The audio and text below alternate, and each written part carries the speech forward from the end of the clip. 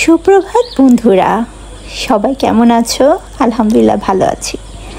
আজকে আমি তোমাদেরকে আমাদের মায়ের হাতের একটা রান্না আমি শেয়ার করব, যেটা নাকি খুবই মজা। জানি না কয়জনে এইভাবে রান্না করে খেয়েছো, বাট আজকে তোমাদের সাথে শেয়ার করছি। এই জন্যই কিন্তু আমার প্রথমে লাগবে শসা। শসা তোমরা রান্না করে কারা খাও আমাকে কিন্তু অবশ্যই জানাবে। আমার মা কিন্তু এই রান্নাটা খুবই মজা করে, তো আজকে সেটা তোমাদের সাথে শেয়ার করি। নিয়েছিলাম কিছু দেশি চিংড়ি মাছ, শসা, পেঁয়াজ, কাঁচামরিচ, ধনিয়া পাতা, রসুন। এখন গরম তেলের মধ্যে দিয়ে দিব কিছু চিংড়ি মাছ। চিংড়ি মাছটা হালকা আমি ভেজে নিব। এখানে হালকা ভাজার পরে তারপরে কিন্তু আমি এক এক করে রান্নাটা শুরু করে দিব। চিংড়ি মাছটা যখন হালকা এরকম ভেজে নিব, তারপরে এর মধ্যে আমি দিয়ে দিব আদা আর রসুনের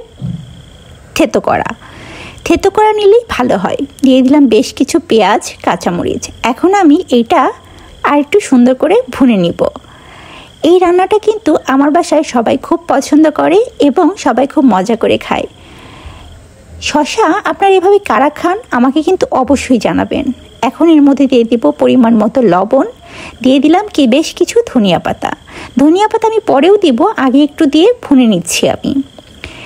এ পর্যায়ে কিন্তু আমি এখন দিয়ে দিব এক এক করে গুঁড়া মশলাগুলো। অতিরিক্ত মশলা দিয়ে আমি এটা রান্না করব না, আমার মা যেভাবে রান্না করে আমি ঠিক সেভাবেই আজকে রান্নাটা করব। দিয়ে দিলাম হাফ চামচ মরিচের গুঁড়া, হাফ চামচ ধনিয়া গুঁড়া, হাফ চামচ জিরা গুঁড়া আর হাফ চামচ হলুদের গুঁড়া। এই অল্প কিছু জিনিস দিয়েই কিন্তু আমার রান্নাটা কমপ্লিট হয়ে যাবে। শসা কিন্তু তরকারি হিসাবে খুবই উপকার এবং এটা পেট ঠান্ডা রাখে। আপনারা খেয়ে দেখবেন, পেট এবং মাথা দুইটাই ঠান্ডা রাখে এই শসার তরকারি।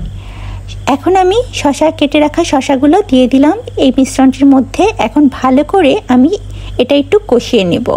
হালকা কষিয়ে নিলেই ভালো হয়। শসা যে সিদ্ধ হতে কিন্তু বেশি সময় লাগে না, এই জন্য এই রান্নাটাও খুব সহজেই আপনি করে ফেলতে পারবেন।